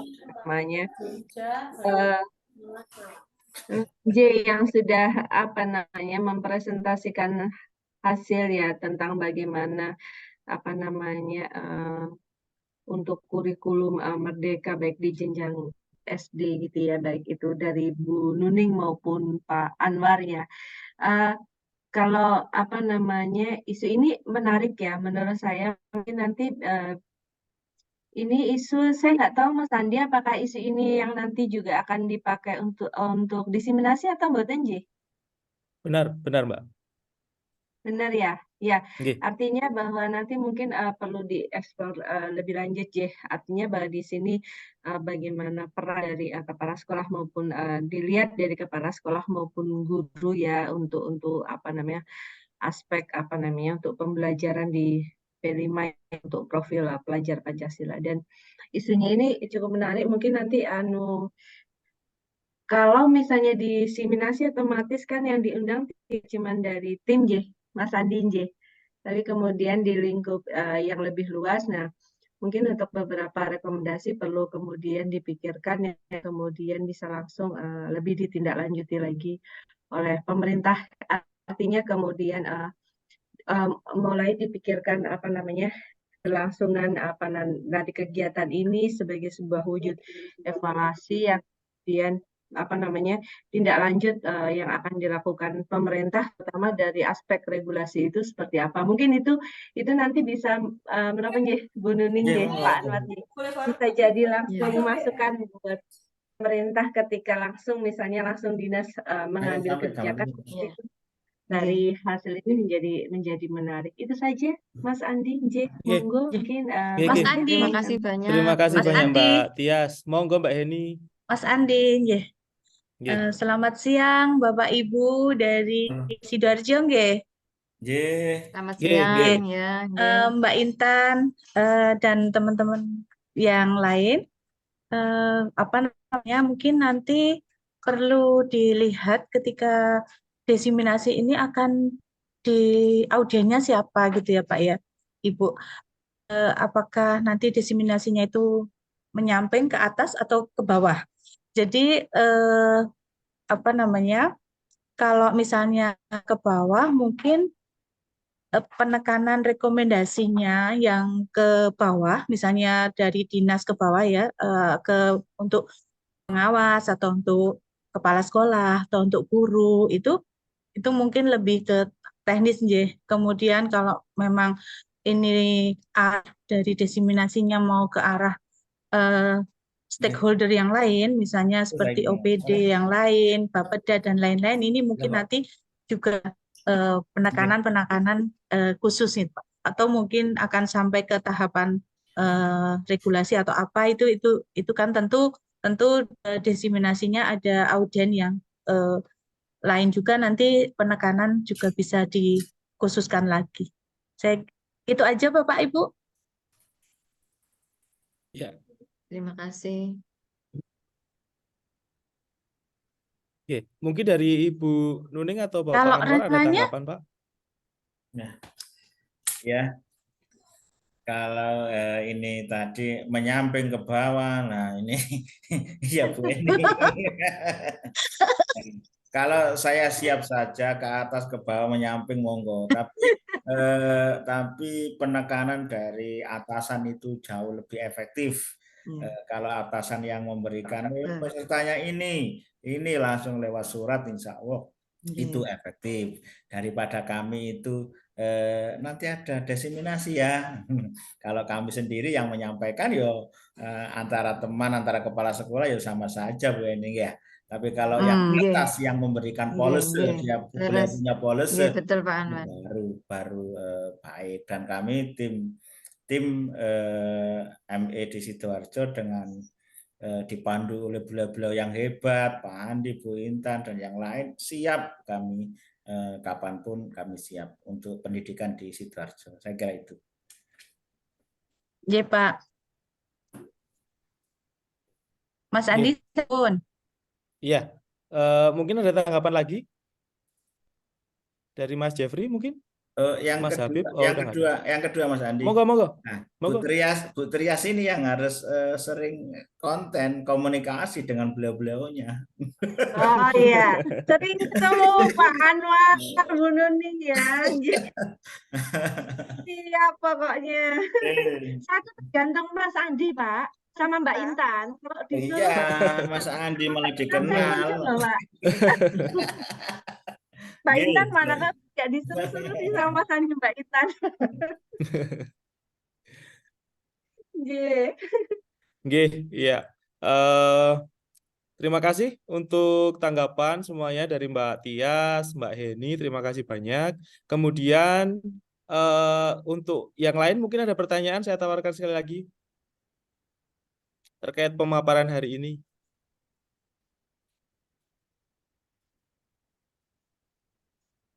Tidak ada ya? Ya, terima kasih kami ucapkan kepada Ibu Nuning dan Bapak Anwar Ya, selaku sama-sama. pemateri untuk siang hari ini. Alhamdulillah materi bisa kami terima dengan baik. Semoga nanti rencana ke depannya bisa didesiminasikan di Kabupaten Sidoarjo dan berjalan dengan lancar dan bermanfaat bagi banyak orang atau instansi, bisa digunakan dengan baik datanya di sana. Seperti itu, amin. Baik, Amin, amin. Bapak dan Ibu, jika sudah tidak ada yang bertanya dan tidak ada yang dibahas, kita cukupkan acara Kamis Ceria pada siang hari ini. Jika ada salah kata yang dari saya ucapkan mohon maaf sebesar-besarnya. Kemudian kita bertemu untuk series Kamis Ceria, series berikutnya. Insya Allah minggu depan akan hadir lagi. Semoga lebih menarik, lebih lebih bermanfaat bagi kita lagi terkait di daerah lain yang nanti akan memaparkan. Seperti itu. Untuk saat ini kita cukupkan. Assalamualaikum warahmatullahi wabarakatuh. Selamat siang semuanya. Terima kasih. Terima kasih. Waalaikumsalam. Waalaikumsalam. Waalaikumsalam Terima kasih banyak. Terima kasih Pak Anwar, Bu Oke, Nuning. sami-sami, Bu. Terima kasih, Bunda. Terima kasih Mohon semuanya. izin, Mas Andi geser ke PP. Iya. Nggih, Lanjut, nggih. Pak Anwar. Baik, sami-sami. Assalamualaikum. Anwar. Waalaikumsalam.